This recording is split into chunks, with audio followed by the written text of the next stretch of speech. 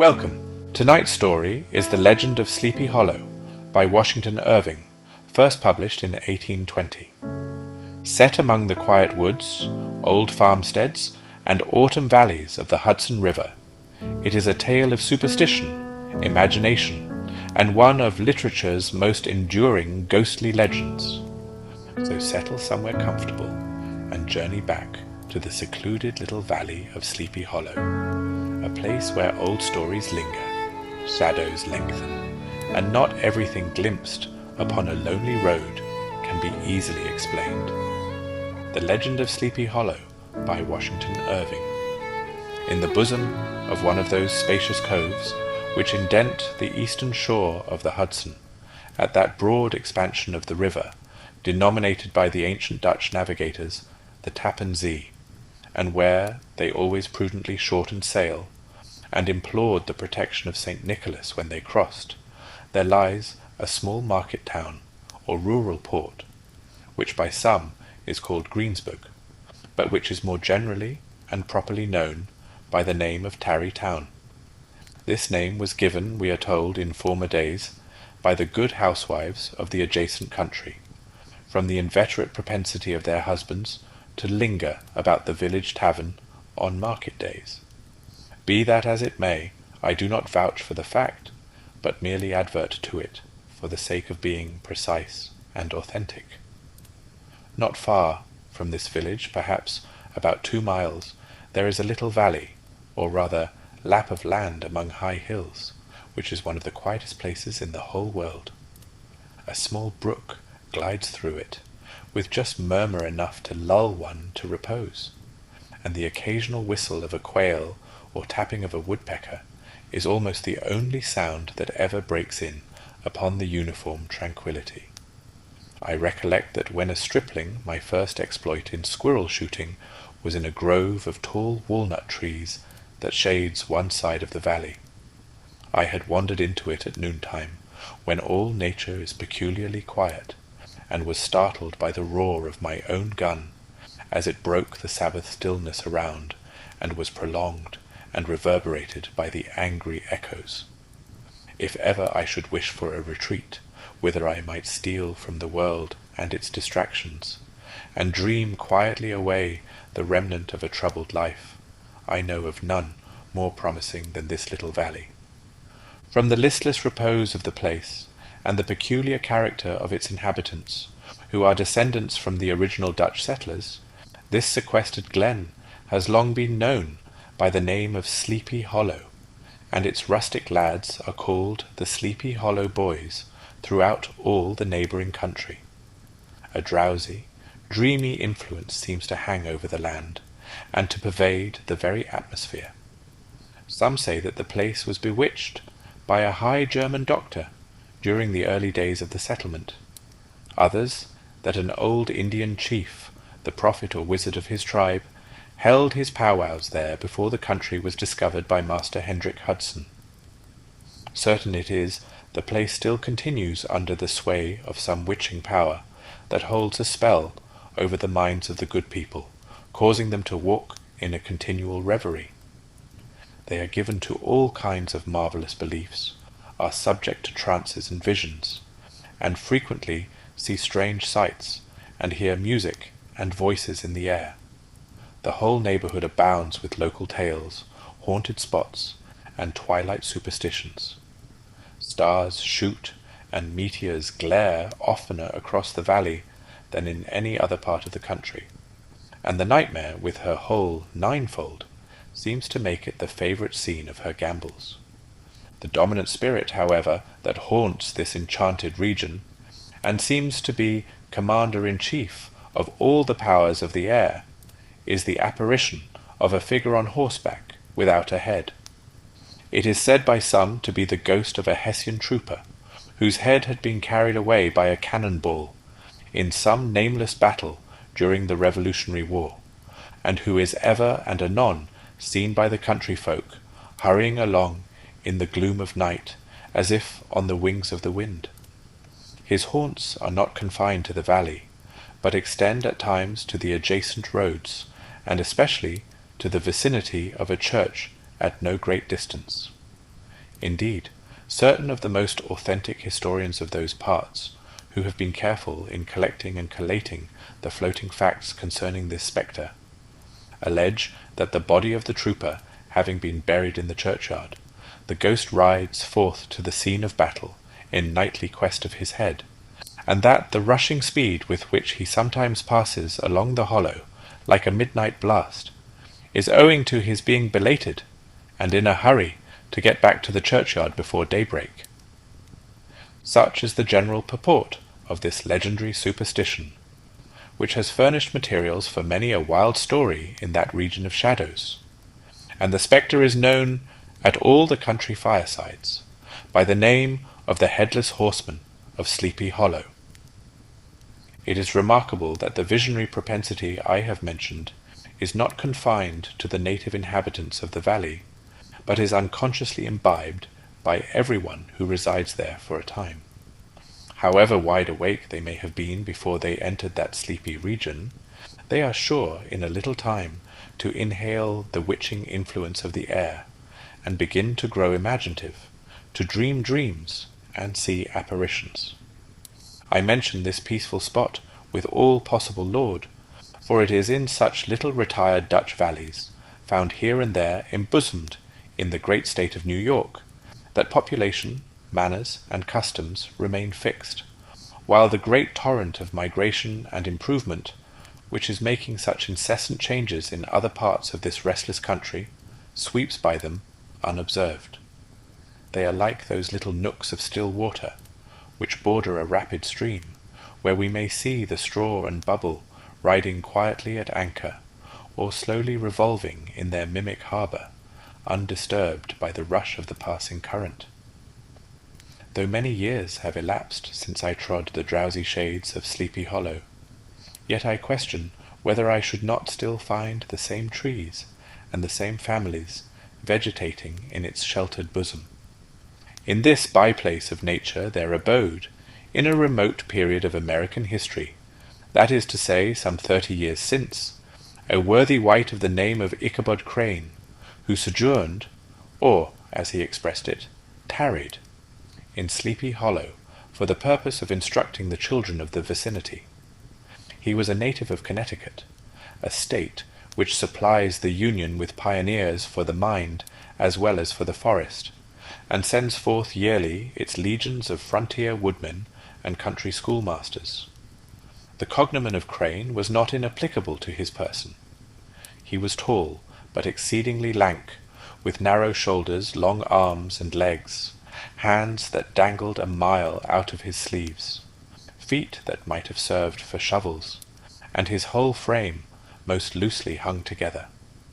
His head was small and flat at top, with huge ears, large green glassy eyes, and a long snipe nose, so that it looked like a weathercock perched upon his spindle neck to tell which way the wind blew. To see him striding along the profile of a hill on a windy day, with his clothes bagging and fluttering about him, one might have mistaken him for the genius of famine descending upon the earth, or some scarecrow eloped from a cornfield. His schoolhouse was a low building of one large room, rudely constructed of logs, the windows partly glazed, and partly patched with leaves of old copybooks. It was most ingeniously secured at vacant hours, by a wither twisted in the handle of the door, and stakes set against the window shutters, so that though a thief might get in with perfect ease, he would find some embarrassment in getting out, an idea most probably borrowed by the architect, Jost van Houten, from the mystery of an eel-pot. The schoolhouse stood in a rather lonely but pleasant situation, just at the foot of a woody hill, with a brook running close by, and a formidable birch tree growing at one end of it. From hence the low murmur of his pupils' voices, conning over their lessons, might be heard in a drowsy summer's day, like the hum of a beehive, interrupted now and then by the authoritative voice of the master, in the tone of menace or command, or peradventure by the appalling sound of the birch, as he urged some tardy loiterer along the flowery path of knowledge. Truth to say, he was a conscientious man, and ever bore in mind the golden maxim, spare the rod and spoil the child. Ichabod Crane's scholars certainly were not spoiled. I would not have it imagined, however, that he was one of those cruel potentates of the school who joy in the smart of their subjects. On the contrary, he administered justice with discrimination rather than severity, taking the burden off the backs of the weak and laying it on those of the strong. Your mere puny stripling that winced at the least flourish of the rod was passed by with indulgence, but the claims of justice were satisfied by inflicting a double portion on some little tough, wrong-headed, broad-skirted Dutch urchin, who sulked and swelled and grew dogged and sullen beneath the birch. All this he called doing his duty by their parents, and he never inflicted a chastisement without following it by the assurance, so consolatory to the smarting urchin, that he would remember it and thank him for it the longest day he had to live. When school hours were over, he was even the companion and playmate of the larger boys, and on holiday afternoons would convoy some of the smaller ones home, who happened to have pretty sisters, or good housewives for mothers, noted for the comforts of the cupboard. Indeed, it behooved him to keep on good terms with his pupils. The revenue arising from his school was small, and would have been scarcely sufficient to furnish him with daily bread, for he was a huge feeder, and, though lank, had the dilating powers of an anaconda. But to help out his maintenance, he was, according to country custom in those parts, boarded and lodged at the houses of the farmers whose children he instructed. With these he lived successively, a week at a time, thus going the rounds of the neighbourhood, with all his worldly effects tied up in a cotton handkerchief, that all this might not be too onerous on the purses of his rustic patrons, who are apt to consider the costs of schooling a grievous burden, and schoolmasters as mere drones. He had various ways of rendering himself both useful and agreeable. He assisted the farmers occasionally in the lighter labours of their farms, helped to make hay, mended the fences, took the horses to water, drove the cows from pasture, and cut wood for the winter fire. He laid aside, too, all the dominant dignity and absolute sway with which he lauded it in his little empire, the school, and became wonderfully gentle and ingratiating. He found favour in the eyes of the mothers by petting the children, particularly the youngest, and like the lion bold, which whilom so magnanimously the lamb did hold, he would sit with a child on one knee, and rock a cradle with his foot for whole hours together. In addition to his other vocations, he was the singing master of the neighbourhood, and picked up many bright shillings by instructing the young folks in psalmody. It was a matter of no little vanity to him on Sundays to take his station in front of the church gallery, with a band of chosen singers, where, in his own mind, he completely carried away the palm from the parson. Certain it is, his voice resounded far above all the rest of the congregation, and there are peculiar quavers still to be heard in that church, and which may even be heard half a mile off, quite to the opposite side of the mill-pond, on a still Sunday morning, which are said to be legitimately descended from the nose of Ichabod Crane. Thus by divers little makeshifts, in that ingenious way which is commonly denominated by hook and by crook, the worthy pedagogue got on tolerably enough, and was thought, by all who understood nothing of the labour of head-work, to have a wonderfully easy life of it. The schoolmaster is generally a man of some importance in the female circle of a rural neighbourhood, being considered a kind of idle gentleman-like personage, of vastly superior taste and accomplishments to the rough country swains, and, indeed, inferior in learning only to the parson. His appearance, therefore, is apt to occasion some little stir at the tea-table of a farmhouse, and the addition of a supernumerary dish of cakes or sweetmeats, or, peradventure, the parade of a silver teapot. Our man of letters, therefore, was peculiarly happy in the smiles of all the country damsels. How he would figure among them in the churchyard, between services on Sundays, gathering grapes for them from the wild vines that overran the surrounding trees, reciting for their amusement all the epitaphs on the tombstones, or sauntering with a whole bevy of them along the banks of the adjacent mill-pond, while the more bashful country bumpkins hung sheepishly back, envying his superior elegance and address. From his half-itinerant life, also, he was a kind of travelling gazette, carrying the whole budget of local gossip from house to house, so that his appearance was always greeted with satisfaction.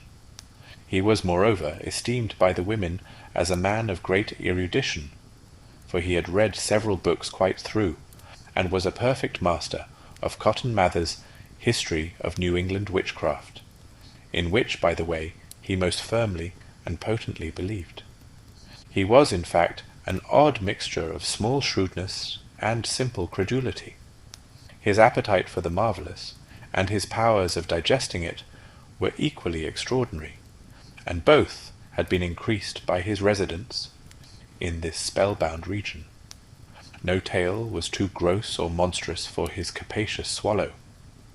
It was often his delight, after his school was dismissed in the afternoon, to stretch himself on the rich bed of clover, bordering the little brook that whimpered by his schoolhouse, and there con over old Mather's direful tales, until the gathering dusk of evening made the printed page a mere mist before his eyes. Then, as he wended his way, by swamp and stream and awful woodland, to the farmhouse where he happened to be quartered, every sound of nature at that witching hour fluttered his excited imagination. The moan of the whip-poor-will from the hillside, the boding cry of the tree-toad, that harbinger of storm, the dreary hooting of the screech-owl, or the sudden rustling in the thicket of birds, frightened from their roost. The fireflies, too, which sparkled most vividly in the darkest places, now and then startled him, as one of uncommon brightness would stream across his path, and if by chance a huge blockhead of a beetle came winging his blundering flight against him, the poor varlet was ready to give up the ghost, with the idea that he was struck with a witch's token. His only resource on such occasions, either to drown thought or drive away evil spirits, was to sing psalm tunes, and the good people of Sleepy Hollow, as they sat by their doors of an evening, were often filled with awe at hearing his nasal melody, in linked sweetness, long drawn out, floating from the distant hill, or along the dusky road.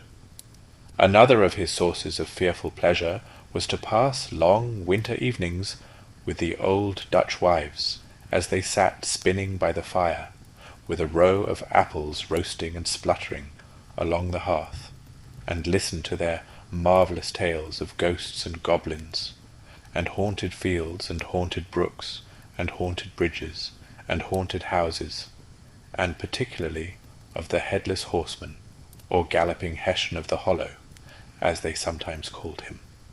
He would delight them equally by his anecdotes of witchcraft, and of the direful omens and portentous sights and sounds in the air, which prevailed in the earlier times of Connecticut, and would frighten them woefully with speculations upon comets and shooting stars, and with the alarming fact that the world did absolutely turn round, and that they were half the time topsy-turvy.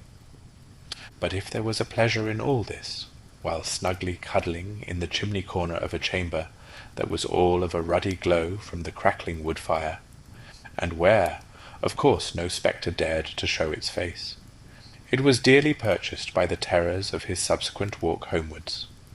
What fearful shapes and shadows beset his path, amidst the dim and ghastly glare of a snowy night! With what wistful look did he eye every trembling ray of light streaming across the waste fields from some distant window! How often was he appalled by some shrub covered with snow, which, like a sheeted spectre, beset his very path.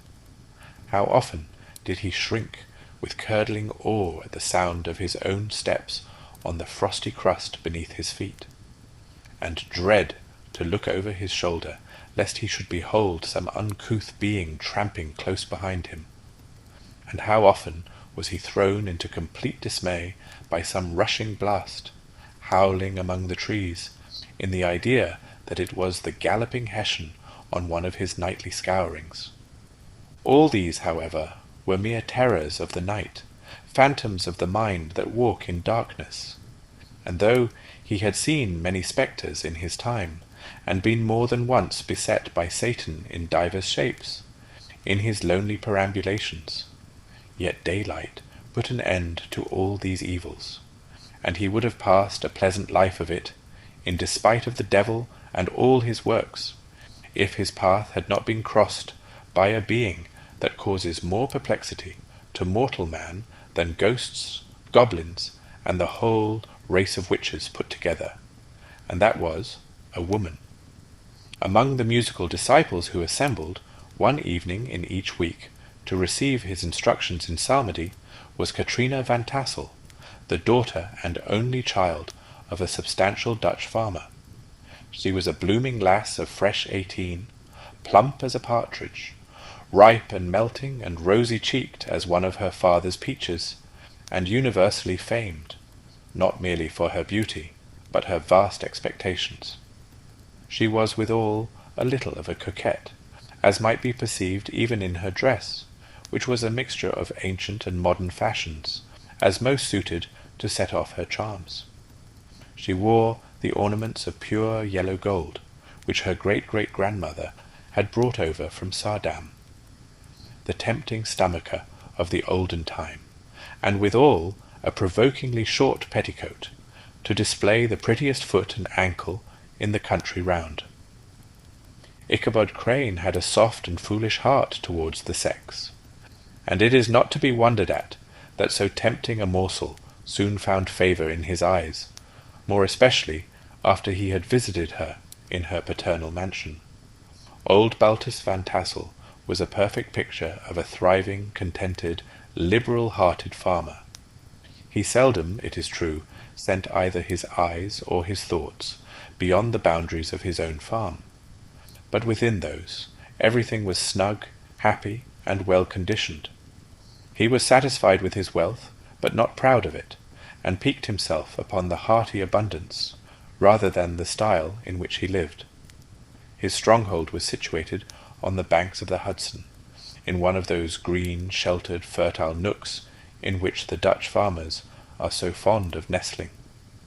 A great elm tree spread its broad branches over it, at the foot of which bubbled up a spring of the softest and sweetest water, in a little well-formed of a barrel, and then stole sparkling away through the grass to a neighbouring brook that babbled along among alders and dwarf willows. Hard by the farmhouse was a vast barn, that might have served for a church, every window and crevice of which seemed bursting forth with the treasures of the farm.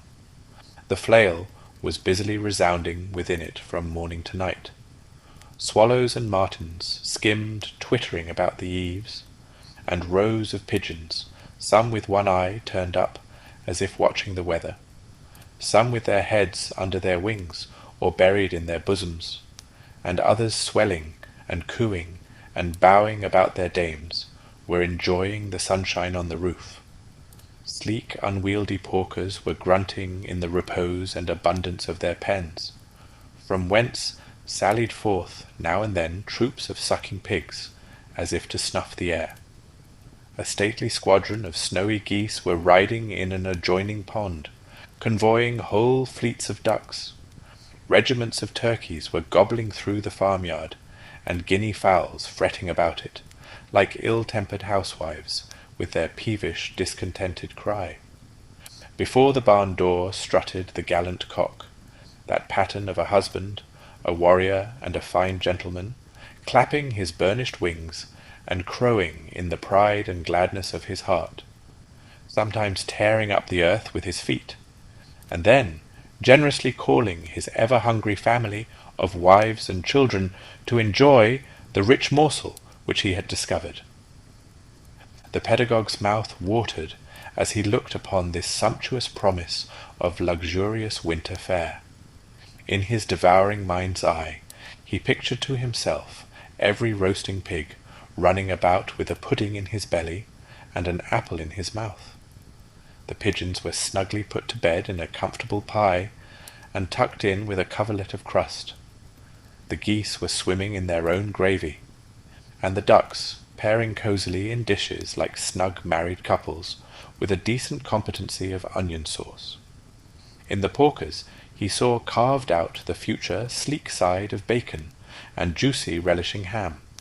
Not a turkey, but he beheld daintily trussed up, with its gizzard under its wing, and, peradventure, a necklace of savoury sausages.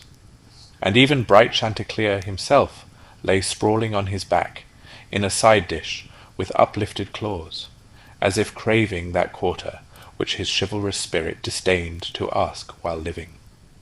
As the enraptured Ichabod fancied all this, and as he rolled his great green eyes over the fat meadowlands, the rich fields of wheat, of rye, of buckwheat, and Indian corn, and the orchards burdened with ruddy fruit which surrounded the warm tenement of Van Tassel, his heart yearned after the damsel who was to inherit these domains, and his imagination expanded with the idea how they might be readily turned into cash, and the money invested in immense tracts of wild land and shingle palaces in the wilderness.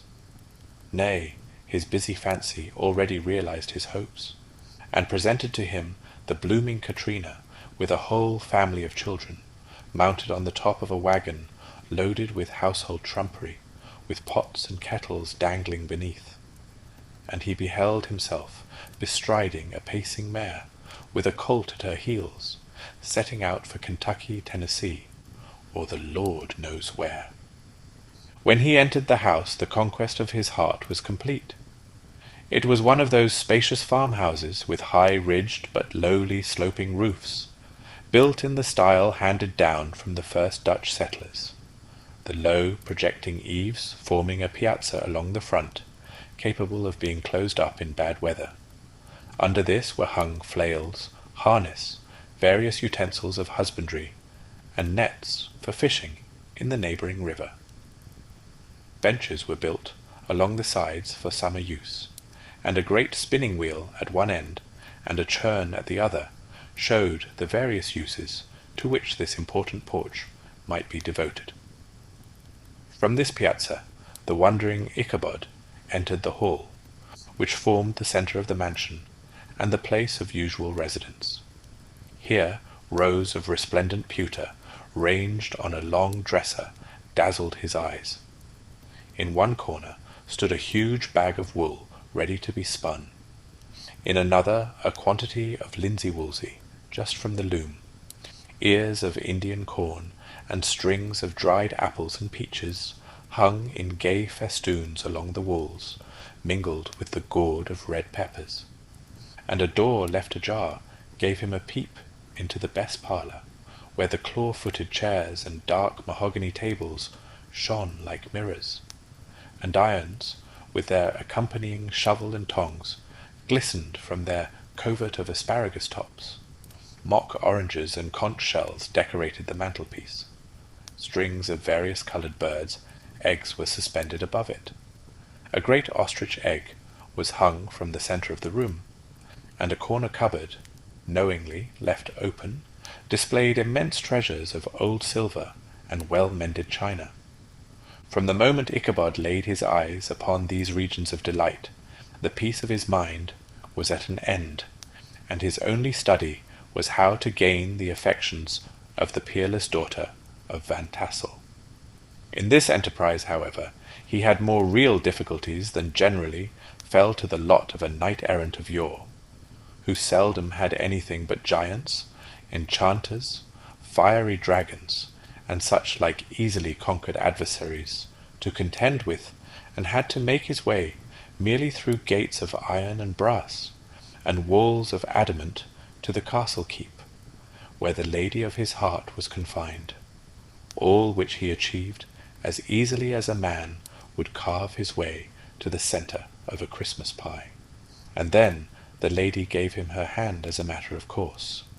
Ichabod, on the contrary, had to win his way to the heart of a country coquette, beset with a labyrinth of whims and caprices, which were forever presenting new difficulties and impediments.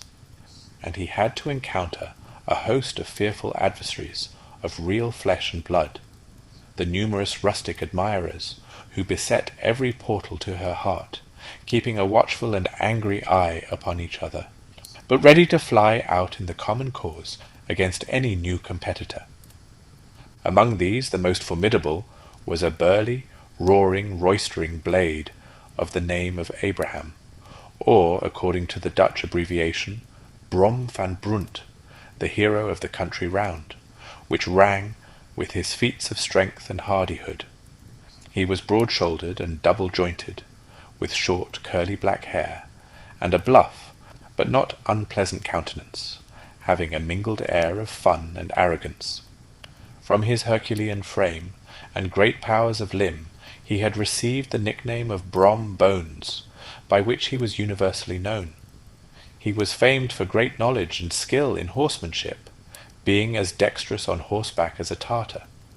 He was foremost at all races and cockfights, and with the ascendancy which bodily strength always acquires in rustic life, was the umpire in all disputes, setting his hat on one side, and giving his decisions with an air and tone that admitted of no gainsay or appeal. He was always ready for either a fight or a frolic, but had more mischief than ill will in his composition, and with all his overbearing roughness there was a strong dash of waggish good humour at bottom.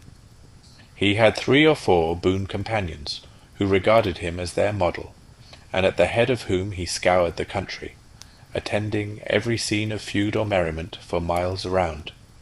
In cold weather he was distinguished by a fur cap, surmounted with a flaunting fox's tail, and when the folks at a country gathering descried this well-known crest at a distance, whisking about among a squad of hard riders, they always stood by for a squall. Sometimes his crew would be heard dashing along past the farmhouses at midnight, with whoop and halloo, like a troop of Don Cossacks, and the old dames, startled out of their sleep, would listen for a moment till the hurry-scurry had clattered by, and then exclaim, "Aye, there goes Brom Bones and his gang!" The neighbours looked upon him with a mixture of awe, admiration, and good-will, and when any madcap prank or rustic brawl occurred in the vicinity, always shook their heads, and warranted Brom Bones was at the bottom of it. This rantipole hero had for some time singled out the blooming Katrina for the object of his uncouth gallantries, and though his amorous toyings were something like the gentle caresses and endearments of a bear, yet it was whispered that she did not altogether discourage his hopes.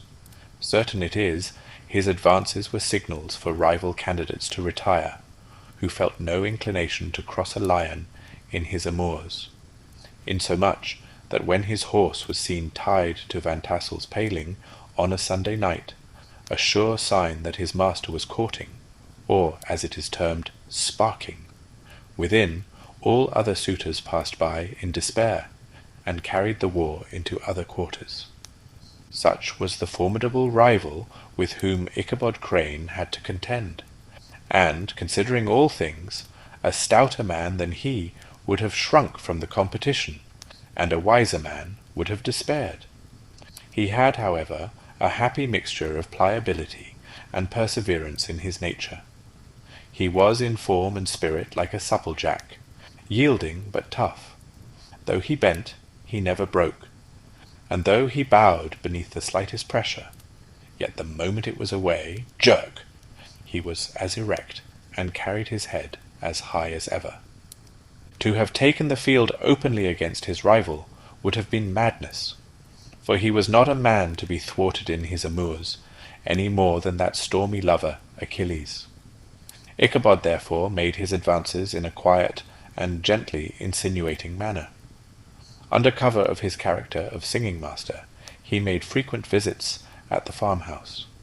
Not that he had anything to apprehend from the meddlesome interference of parents, which is so often a stumbling block in the path of lovers. Bolt Van Tassel was an easy, indulgent soul. He loved his daughter better even than his pipe, and, like a reasonable man and an excellent father, let her have her way in everything. His notable little wife, too, had enough to do to attend to her housekeeping and manage her poultry, for, as she sagely observed, ducks and geese are foolish things and must be looked after, but girls can take care of themselves. Thus, while the busy dame bustled about the house, or plied her spinning-wheel at one end of the piazza, honest Bolt would sit smoking his evening pipe at the other, watching the achievements of a little wooden warrior, who, armed with a sword in each hand, was most valiantly fighting the wind on the pinnacle of the barn. In the meantime, Ichabod would carry on his suit with the daughter by the side of the spring under the great elm, or sauntering along in the twilight, that hour so favourable to the lover's eloquence. I profess not to know how women's hearts are wooed and won. To me they have always been matters of riddle and admiration. Some seem to have but one vulnerable point, or door of access, while others have 1,000 avenues, and may be captured in 1,000 different ways. It is a great triumph of skill to gain the former, but a still greater proof of generalship to maintain possession of the latter. For man must battle for his fortress at every door and window. He who wins 1,000 common hearts is therefore entitled to some renown, but he who keeps undisputed sway over the heart of a coquette is indeed a hero. Certain it is, this was not the case with the redoubtable Brom Bones, and from the moment Ichabod Crane made his advances, the interests of the former evidently declined. His horse was no longer seen tied to the palings on Sunday nights, and a deadly feud gradually arose between him and the preceptor of Sleepy Hollow. Brom, who had a degree of rough chivalry in his nature, would fain have carried matters to open warfare, and have settled their pretensions to the lady, according to the mode of those most concise and simple reasoners, the knights-errant of yore, by single combat. But Ichabod was too conscious of the superior might of his adversary to enter the lists against him. He had overheard a boast of Bones, that he would double the schoolmaster up, and lay him on a shelf of his own schoolhouse, and he was too wary to give him an opportunity. There was something extremely provoking in this obstinately pacific system. It left Brom no alternative but to draw upon the funds of rustic waggery in his disposition, and to play off boorish practical jokes upon his rival. Ichabod became the object of whimsical persecution to Bones and his gang of rough riders. They harried his hitherto peaceful domains, smoked out his singing school by stopping up the chimney, broke into the schoolhouse at night, in spite of its formidable fastenings of withe and window stakes, and turned everything topsy-turvy, so that the poor schoolmaster began to think all the witches in the country held their meetings there.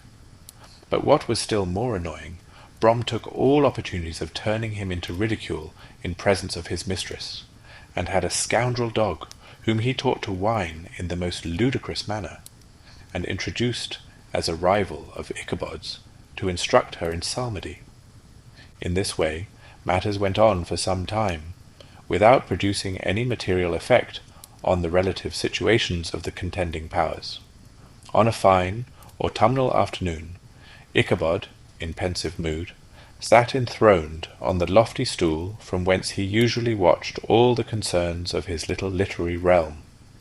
In his hand he swayed a ferule, that sceptre of despotic power. The birch of justice reposed on 3 nails behind the throne, a constant terror to evil-doers, while on the desk before him might be seen sundry contraband articles and prohibited weapons, detected upon the persons of idle urchins, such as half-munched apples, pop-guns, whirligigs, fly-cages, and whole legions of rampant little paper gamecocks. Apparently there had been some appalling act of justice recently inflicted, for his scholars were all busily intent upon their books, or slyly whispering behind them, with one eye kept upon the master, and a kind of buzzing stillness reigned throughout the schoolroom. It was suddenly interrupted by the appearance of a negro in tow-cloth jacket and trousers, a round-crowned fragment of a hat, like the cap of Mercury, and mounted on the back of a ragged, wild, half-broken colt, which he managed with a rope by way of halter. He came clattering up to the school door with an invitation to Ichabod to attend a merry-making or quilting frolic to be held that evening at Mynheer Van Tassel's, and having delivered his message with that air of importance and effort at fine language which a negro is apt to display on petty embassies of the kind, he dashed over the brook, and was seen scampering away up the hollow, full of the importance and hurry of his mission. All was now bustle and hubbub in the late quiet schoolroom. The scholars were hurried through their lessons without stopping at trifles. Those who were nimble skipped over half with impunity, and those who were tardy had a smart application now and then in the rear, to quicken their speed or help them over a tall word. Books were flung aside without being put away on the shelves, inkstands were overturned, benches thrown down, and the whole school was turned loose an hour before the usual time, bursting forth like a legion of young imps, yelping and racketing about the green in joy at their early emancipation. The gallant Ichabod now spent at least an extra half-hour at his toilet, brushing and furbishing up his best, and indeed only suit of rusty black, and arranging his locks by a bit of broken looking-glass that hung up in the schoolhouse, that he might make his appearance before his mistress in the true style of a cavalier. He borrowed a horse from the farmer with whom he was domiciliated, a choleric old Dutchman of the name of Hans van Ripper, and, thus gallantly mounted, issued forth like a knight-errant in quest of adventures. But it is meet I should, in the true spirit of romantic story, give some account of the looks and equipments of my hero and his steed. The animal he bestrode was a broken-down plough-horse that had outlived almost everything but its viciousness. He was gaunt and shagged, with a ewe-neck and a head like a hammer. His rusty mane and tail were tangled and knotted with burrs. One eye had lost its pupil, and was glaring and spectral, but the other had the gleam of a genuine devil in it. Still, he must have had fire and metal in his day, if we may judge from the name he bore of gunpowder. He had, in fact, been a favourite steed of his master's, the choleric Van Ripper, who was a furious rider, and had infused, very probably, some of his own spirit into the animal, for old and broken down as he looked, there was more of the lurking devil in him than in any young filly in the country. Ichabod was a suitable figure for such a steed. He rode with short stirrups, which brought his knees nearly up to the pommel of the saddle. His sharp elbows stuck out like grasshoppers. He carried his whip perpendicularly in his hand like a sceptre, and as his horse jogged on, the motion of his arms was not unlike the flapping of a pair of wings. A small wool hat rested on the top of his nose, for so his scanty strip of forehead might be called, and the skirts of his black coat fluttered out almost to the horse's tail. Such was the appearance of Ichabod and his steed as they shambled out of the gate of Hans van Ripper, and it was altogether such an apparition as is seldom to be met with in broad daylight. It was, as I have said, a fine autumnal day. The sky was clear and serene, and nature wore that rich and golden livery which we always associate with the idea of abundance. The forests had put on their sober brown and yellow, while some trees of the tenderer kind had been nipped by the frosts into brilliant dyes of orange, purple, and scarlet. Streaming files of wild ducks began to make their appearance high in the air. The bark of the squirrel might be heard from the groves of beech and hickory nuts, and the pensive whistle of the quail at intervals from the neighbouring stubble field. The small birds were taking their farewell banquets. In the fullness of their revelry, they fluttered, chirping and frolicking from bush to bush and tree to tree, capricious from the very profusion and variety around them. There was the honest cock-robin, the favourite game of stripling sportsmen, with its loud, querulous note, and the twittering blackbirds flying in sable clouds, and the golden-winged woodpecker, with his crimson crest, his broad black gorget, and splendid plumage, and the cedar-bird, with its red-tipped wings and yellow-tipped tail, and its little Montero cap of feathers, and the blue-jay, that noisy coxcomb, in his gay, light blue coat and white underclothes, screaming and chattering, nodding and bobbing and bowing, and pretending to be on good terms with every songster of the grove. As Ichabod jogged slowly on his way, his eye, ever open to every symptom of culinary abundance, ranged with delight over the treasures of jolly autumn. On all sides he beheld vast store of apples, some hanging in oppressive opulence on the trees, some gathered into baskets and barrels for the market, others heaped up in rich piles for the cider press. Farther on he beheld great fields of Indian corn, with its golden ears peeping from their leafy coverts, and holding out the promise of cakes and hasty pudding, and the yellow pumpkins lying beneath them, turning up their fair, round bellies to the sun, and giving ample prospects of the most luxurious of pies. And anon he passed the fragrant buckwheat fields, breathing the odour of the beehive, and as he beheld them, soft anticipations stole over his mind of dainty slapjacks, well buttered and garnished with honey or treacle, by the delicate little dimpled hand of Katrina Van Tassel. Thus feeding his mind with many sweet thoughts and sugared suppositions, he journeyed along the sides of a range of hills which look out upon some of the goodliest scenes of the mighty Hudson. The sun gradually wheeled his broad disk down in the west.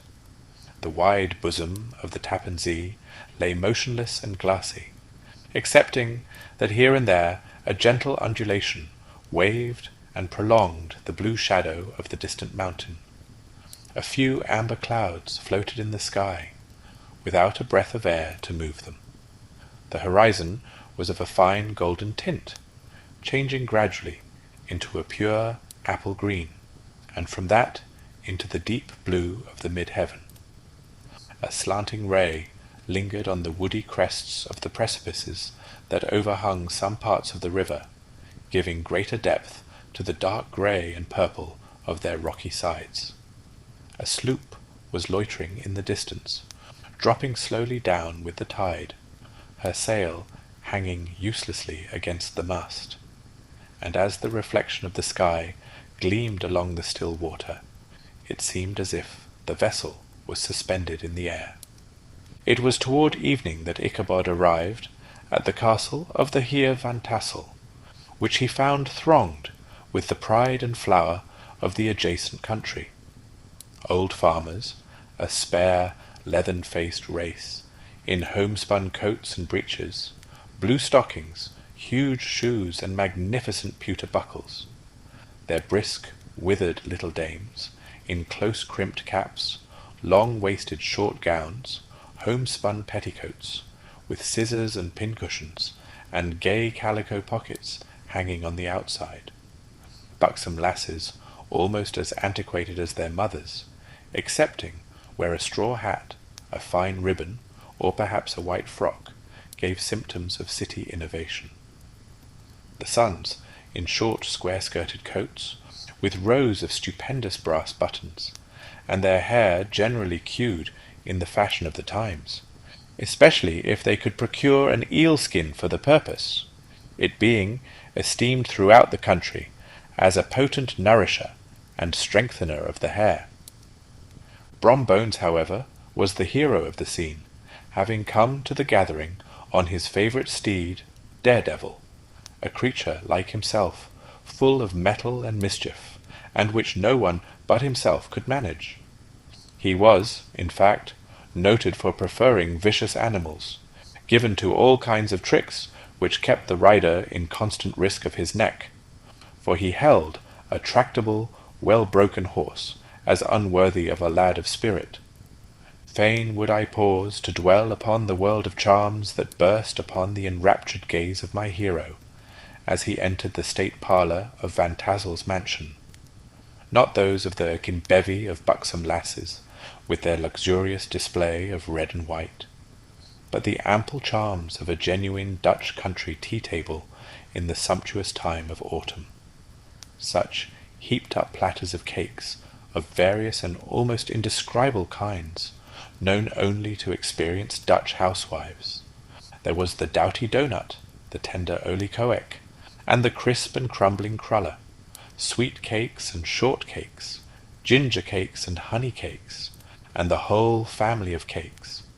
And then there were apple pies and peach pies and pumpkin pies, besides slices of ham and smoked beef, and moreover delectable dishes of preserved plums and peaches and pears and quinces, not to mention broiled shad and roasted chickens, together with bowls of milk and cream, all mingled higgledy-piggledy, pretty much as I have enumerated them, with the motherly teapot sending up its clouds of vapour from the midst.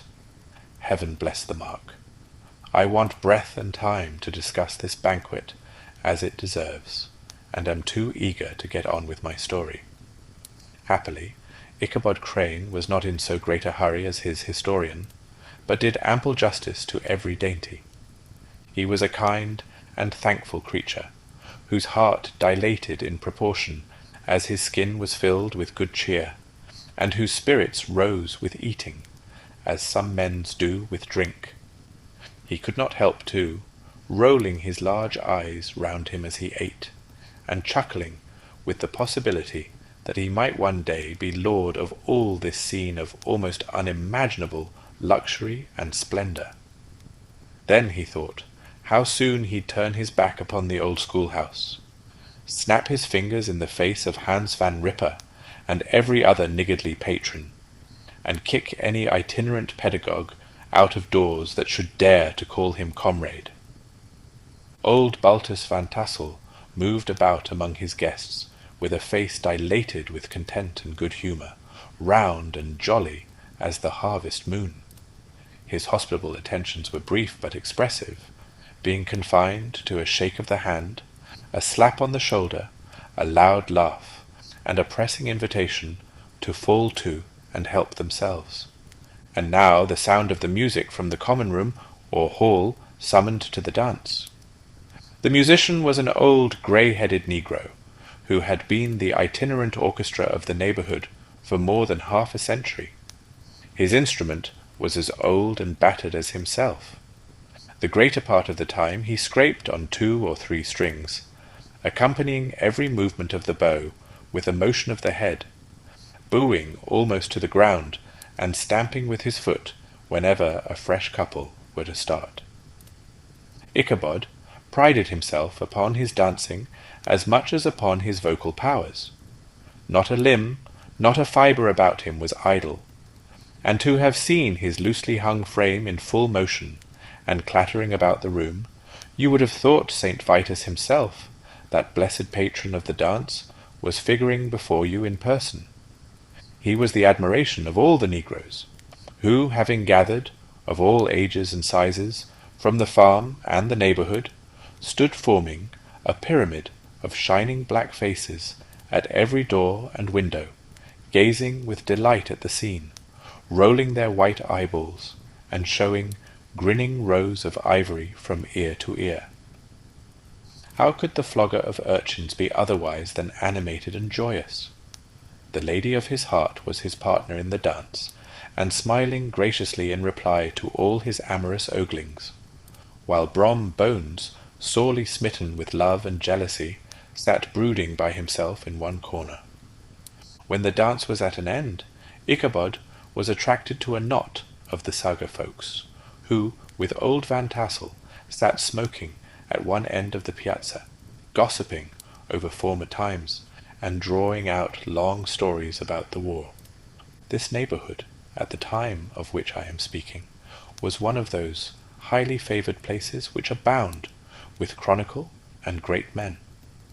The British and American line had run near it during the war. It had, therefore, been the scene of marauding and infested with refugees, cowboys, and all kinds of border chivalry. Just sufficient time had elapsed to enable each storyteller to dress up his tale with a little becoming fiction, and, in the indistinctness of his recollection, to make himself the hero of every exploit. There was the story of Dofue Martling, a large blue-bearded Dutchman, who had nearly taken a British frigate with an old iron 9-pounder from a mud breastwork, only that his gun burst at the 6th discharge. And there was an old gentleman who shall be nameless, being too rich a mynheer to be lightly mentioned, who in the battle of White Plains, being an excellent master of defence, parried a musket-ball with a small sword, insomuch that he absolutely felt it whiz round the blade, and glance off at the hilt, in proof of which he was ready at any time to show the sword, with the hilt a little bent. There were several more that had been equally great in the field, not one of whom but was persuaded that he had a considerable hand in bringing the war to a happy termination. But all these were nothing to the tales of ghosts and apparitions that succeeded. The neighborhood is rich in legendary treasures of the kind. Local tales and superstitions thrive best in these sheltered, long-settled retreats, but are trampled under foot by the shifting throng that forms the population of most of our country places. Besides, there is no encouragement for ghosts in most of our villages, for they have scarcely had time to finish their first nap and turn themselves in their graves before their surviving friends have travelled away from the neighbourhood, so that when they turn out at night to walk their rounds, they have no acquaintance left to call upon. This is perhaps the reason why we so seldom hear of ghosts, except in our long-established Dutch communities. The immediate cause, however, of the prevalence of supernatural stories in these parts was doubtless owing to the vicinity of Sleepy Hollow. There was a contagion in the very air that blew from that haunted region. It breathed forth an atmosphere of dreams and fancies infecting all the land. Several of the Sleepy Hollow people were present at Van Tassel's, and, as usual, were doling out their wild and wonderful legends. Many dismal tales were told about funeral trains, and mourning cries and wailings heard and seen about the great tree where the unfortunate Major Andre was taken, and which stood in the neighbourhood.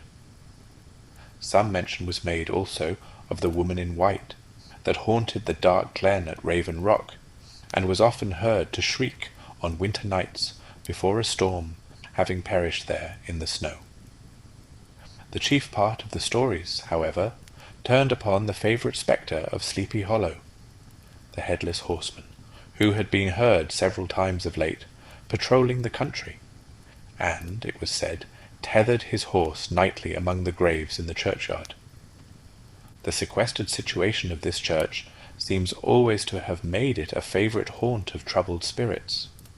It stands on a knoll, surrounded by locust trees and lofty elms, from among which its decent whitewashed walls shine modestly forth, like Christian purity, beaming through the shades of retirement. A gentle slope descends from it to a silver sheet of water, bordered by high trees, between which peeps may be caught at the blue hills of the Hudson. To look upon its grass-grown yard, where the sunbeams seem to sleep so quietly, one would think that there at least the dead might rest in peace. On one side of the church extends a wide woody dell, along which raves a large brook among broken rocks and trunks of fallen trees. Over a deep black part of the stream, not far from the church, was formerly thrown a wooden bridge. The road that led to it and the bridge itself were thickly shaded by overhanging trees, which cast a gloom about it, even in the daytime, but occasioned a fearful darkness at night. Such was one of the favourite haunts of the Headless Horseman, and the place where he was most frequently encountered. The tale was told of old Brewer, a most heretical disbeliever in ghosts, how he met the horseman returning from his foray into Sleepy Hollow, and was obliged to get up behind him, how they galloped over bush and brake, over hill and swamp, until they reached the bridge, when the horseman suddenly turned into a skeleton, threw old Brewer into the brook, and sprang away over the tree-tops with a clap of thunder. This story was immediately matched by a thrice marvellous adventure of Brom Bones, who made light of the galloping Hessian as an arrant jockey. He affirmed that on returning one night from the neighbouring village of Sing Sing, he had been overtaken by this midnight trooper, that he had offered to race with him for a bowl of punch, and should have won it too, for Daredevil beat the goblin horse all hollow. But just as they came to the church bridge, the Hessian bolted and vanished in a flash of fire. All these tales told in that drowsy undertone with which men talk in the dark, the countenances of the listeners only now and then receiving a casual gleam from the glare of a pipe, sank deep in the mind of Ichabod. He repaid them in kind with large extracts from his invaluable author Cotton Mather, and added many marvellous events that had taken place in his native state of Connecticut, and fearful sights which he had seen in his nightly walks about Sleepy Hollow. The revel now gradually broke up. The old farmers gathered together their families in their wagons, and were heard for some time rattling along the hollow roads and over the distant hills. Some of the damsels mounted on pillions behind their favourite swains, and their light-hearted laughter, mingling with the clatter of hoofs, echoed along the silent woodlands, sounding fainter and fainter, until they gradually died away, and the late scene of noise and frolic was all silent and deserted. Ichabod only lingered behind, according to the custom of country lovers, to have a tete-a-tete with the heiress, fully convinced that he was now on the high road to success. What passed at this interview I will not pretend to say, for in fact I do not know. Something, however, I fear me, must have gone wrong, for he certainly sallied forth, after no very great interval, with an air quite desolate and chapfallen. Oh, these women, these women! Could that girl have been playing off any of her coquettish tricks? Was her encouragement of the poor pedagogue all a mere sham to secure her conquest of his rival? Heaven only knows, not I. Let it suffice to say, Ichabod stole forth with the air of one who had been sacking a hen-roost, rather than a fair lady's heart. Without looking to the right or left to notice the scene of rural wealth, on which he had so often gloated, he went straight to the stable, and with several hearty cuffs and kicks, roused his steed most uncourteously from the comfortable quarters in which he was soundly sleeping, dreaming of mountains of corn and oats, and whole valleys of timothy and clover.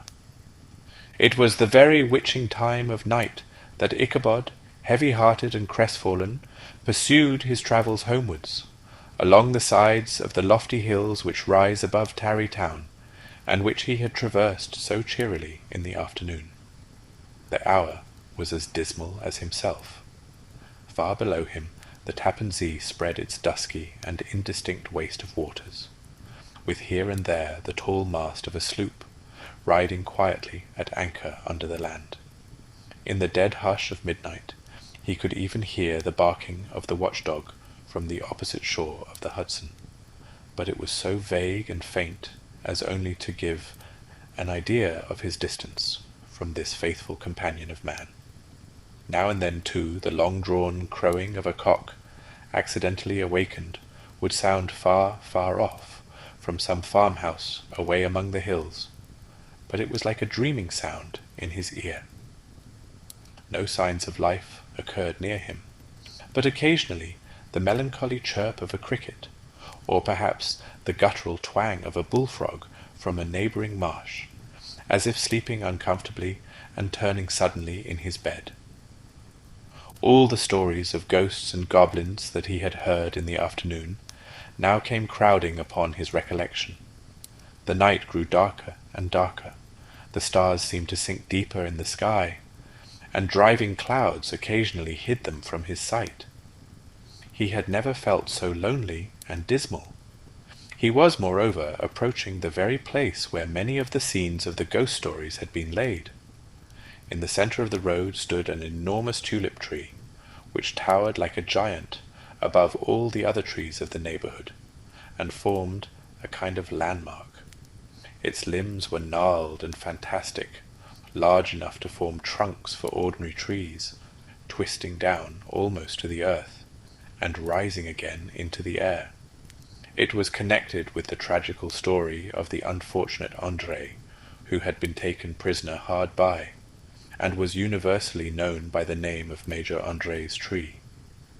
The common people regarded it with a mixture of respect and superstition, partly out of sympathy for the fate of its ill-starred namesake, and partly from the tales of strange sights and doleful lamentations told concerning it.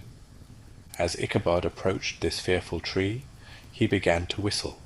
He thought his whistle was answered. It was but a blast sweeping sharply through the dry branches. As he approached a little nearer, he thought he saw something white hanging in the midst of the tree. He paused and ceased whistling, but on looking more narrowly, perceived that it was a place where the tree had been scathed by lightning, and the white wood laid bare. Suddenly he heard a groan. His teeth chattered, and his knees smote against the saddle. It was but the rubbing of one huge bough upon another, as they were swayed about by the breeze. He passed the tree in safety, but new perils lay before him.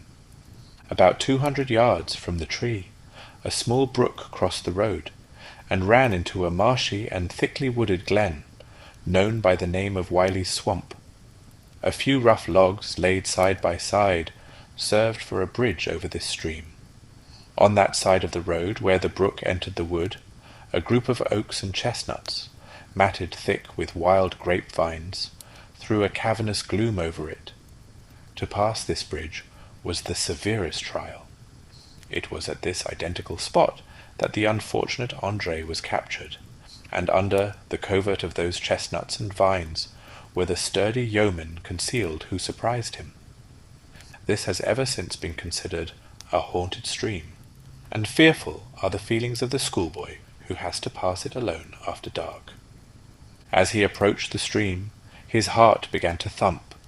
He summoned up, however, all his resolution, gave his horse half a score of kicks in the ribs, and attempted to dash briskly across the bridge.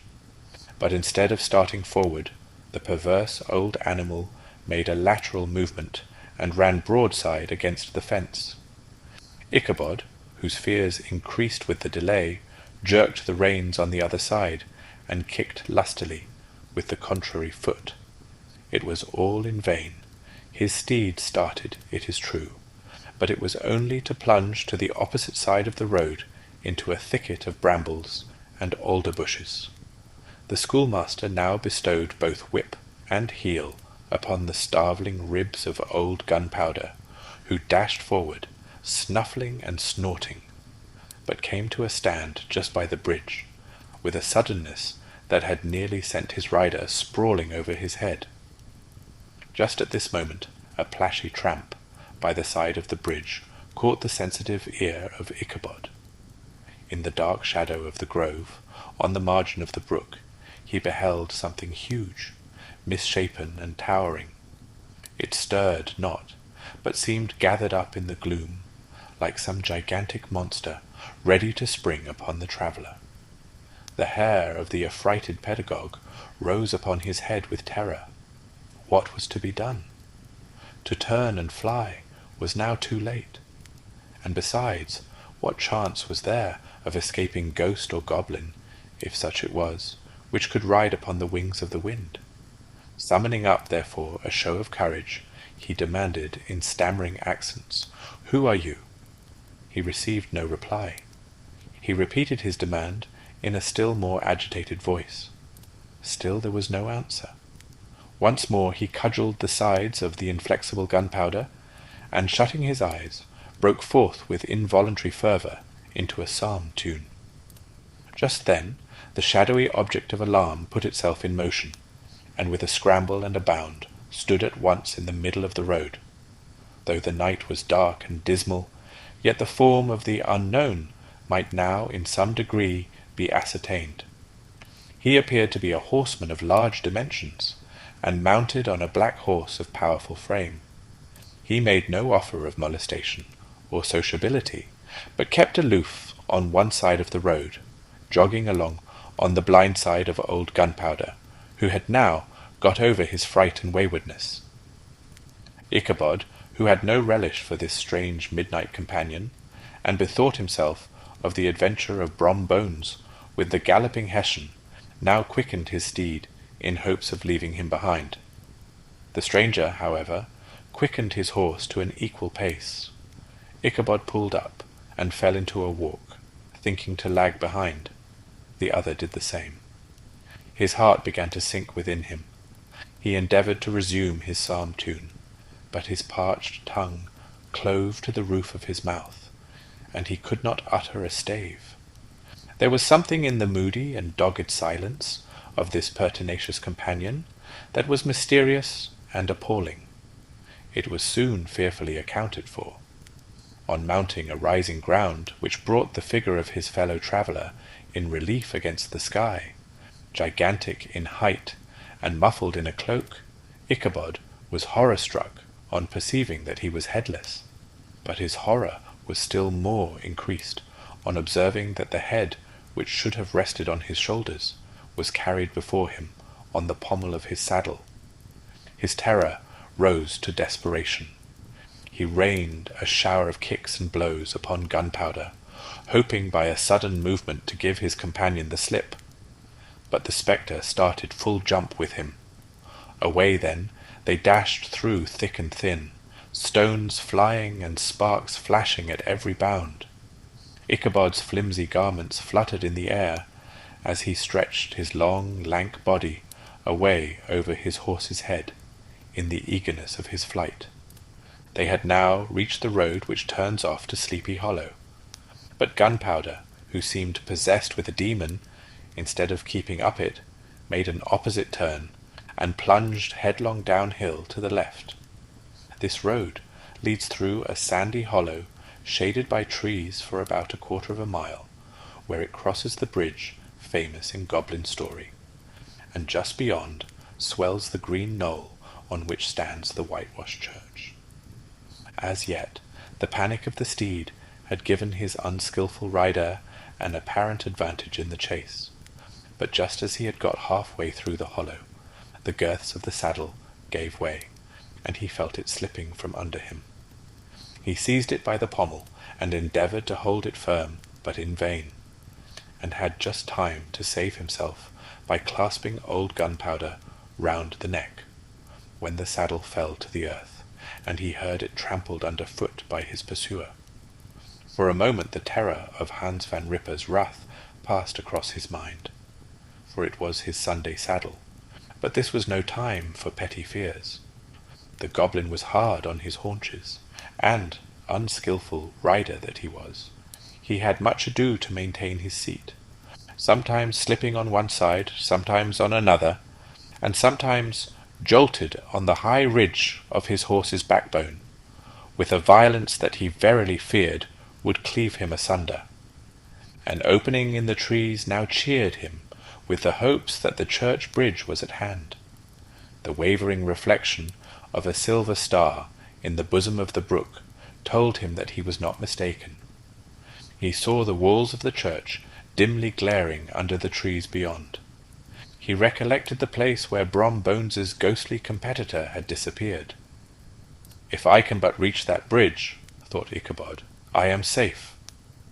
Just then he heard the black steed panting and blowing close behind him. He even fancied that he felt his hot breath. another convulsive kick in the ribs, and old Gunpowder sprang upon the bridge. He thundered over the resounding planks. He gained the opposite side, and now Ichabod cast a look behind to see if his pursuer should vanish, according to rule, in a flash of fire and brimstone. Just then he saw the goblin rising in his stirrups, and in the very act of hurling his head at him. Ichabod endeavoured to dodge the horrible missile, but too late. It encountered his cranium with a tremendous crash. He was tumbled headlong into the dust, and Gunpowder, the black steed, and the goblin rider passed by like a whirlwind. The next morning the old horse was found without his saddle, and with the bridle under his feet, soberly cropping the grass at his master's gate. Ichabod did not make his appearance at breakfast. Dinner hour came, but no Ichabod. The boys assembled at the schoolhouse, and strolled idly about the banks of the brook, but no schoolmaster. Hans Van Ripper now began to feel some uneasiness about the fate of poor Ichabod and his saddle. An inquiry was set on foot, and after diligent investigation they came upon his traces. In one part of the road leading to the church was found the saddle trampled in the dirt, the tracks of horses' hoofs deeply dented in the road, and evidently at furious speed, were traced to the bridge, beyond which, on the bank of a broad part of the brook, where the water ran deep and black, was found the hat of the unfortunate Ichabod, and close beside it a shattered pumpkin. The brook was searched, but the body of the schoolmaster was not to be discovered. Hans Van Ripper, as executor of his estate, examined the bundle which contained all his worldly effects. They consisted of 2 shirts and a half, 2 stocks for the neck, a pair or 2 of worsted stockings, an old pair of corduroy small clothes, a rusty razor, a book of psalm tunes full of dog's ears, and a broken pitch pipe. As to the books and furniture of the schoolhouse, they belonged to the community, excepting Cotton Mather's History of Witchcraft, a New England almanac, and a book of dreams and fortune-telling, in which last was a sheet of foolscap, much scribbled and blotted, in several fruitless attempts to make a copy of verses in honour of the heiress of Van Tassel. These magic books and the poetic scrawl were forthwith consigned to the flames by Hans Van Ripper, who from that time forward determined to send his children no more to school, observing that he never knew any good come of this same reading and writing. Whatever money the schoolmaster possessed, and he had received his quarter's pay but a day or 2 before, he must have had about his person at the time of his disappearance. The mysterious event caused much speculation at the church on the following Sunday. Knots of gazers and gossips were collected in the churchyard, at the bridge, and at the spot where the hat and pumpkin had been found. The stories of Brewer, of Bones, and a whole budget of others were called to mind, and when they had diligently considered them all, and compared them with the symptoms of the present case, they shook their heads, and came to the conclusion that Ichabod had been carried off by the galloping Hessian. As he was a bachelor, and in nobody's debt, nobody troubled his head any more about him. The school was removed to a different quarter of the hollow, and another pedagogue reigned in his stead. It is true, an old farmer, who had been down to New York on a visit several years after, and from whom this account of the ghostly adventure was received, brought home the intelligence that Ichabod Crane was still alive, that he had left the neighbourhood partly through fear of the goblin and Hans Van Ripper, and partly in mortification at having been suddenly dismissed by the heiress, that he had changed his quarters to a distant part of the country, had kept school and studied law at the same time, had been admitted to the bar, turned politician, electioneered, written for the newspapers, and finally had been made a justice of the £10 court. Brom Bones, too, who, shortly after his rival's disappearance, conducted the blooming Katrina in triumph to the altar, was observed to look exceedingly knowing whenever the story of Ichabod was related, and always burst into a hearty laugh at the mention of the pumpkin, which led some to suspect that he knew more about the matter than he chose to tell. The old country wives, however, who are the best judges of these matters, maintain to this day that Ichabod was spirited away by supernatural means, and it is a favourite story often told about the neighbourhood round the winter evening fire. The bridge became more than ever an object of superstitious awe, and that may be the reason why the road has been altered of late years, so as to approach the church by the border of the mill pond. The schoolhouse being deserted, soon fell to decay, and was reported to be haunted by the ghost of the unfortunate pedagogue, and the ploughboy, loitering homeward of a still summer evening, has often fancied his voice at a distance, chanting a melancholy psalm tune among the tranquil solitudes of Sleepy Hollow. Postscript. Found in the handwriting of Mr. Knickerbocker. The preceding tale is given almost in the precise words in which I heard it related at a corporation meeting at the ancient city of Manhattoes, at which were present many of its sagest and most illustrious burghers. The narrator was a pleasant, shabby, gentlemanly old fellow, in pepper-and-salt clothes, with a sadly humorous face, and one whom I strongly suspected of being poor. He made such efforts to be entertaining. When his story was concluded, there was much laughter and approbation, particularly from 2 or 3 deputy aldermen, who had been asleep the greater part of the time. There was, however, one tall, dry-looking old gentleman, with beetling eyebrows, who maintained a grave and rather severe face throughout, now and then folding his arms, inclining his head, and looking down upon the floor, as if turning a doubt over in his mind. He was one of your wary men, who never laugh but upon good grounds, when they have reason and law on their side. When the mirth of the rest of the company had subsided, and silence was restored, he leaned one arm on the elbow of his chair, and sticking the other akimbo, demanded, with a slight but exceedingly sage motion of the head and contraction of the brow, what was the moral of the story, and what it went to prove. The storyteller, who was just putting a glass of wine to his lips as a refreshment after his toils, paused for a moment, looked at his inquirer with an air of infinite deference, and lowering the glass slowly to the table, observed that the story was intended most logically to prove that there is no situation in life but has its advantages and pleasures, provided we will but take a joke as we find it. That therefore he that runs races with goblin troopers is likely to have rough riding of it. Ergo, for a country schoolmaster to be refused the hand of a Dutch heiress is a certain step to high preferment in the state. The cautious old gentleman knit his brows tenfold closer after this explanation, being sorely puzzled by the ratiocination of the syllogism, while, methought, the one in pepper and salt eyed him with something of a triumphant leer. At length he observed that all this was very well, but still he thought the story a little on the extravagant. There were 1 or 2 points on which he had his doubts. "Faith, sir," replied the storyteller, "as to that matter, I don't believe one half of it myself." D.K. And so ends The Legend of Sleepy Hollow by Washington Irving.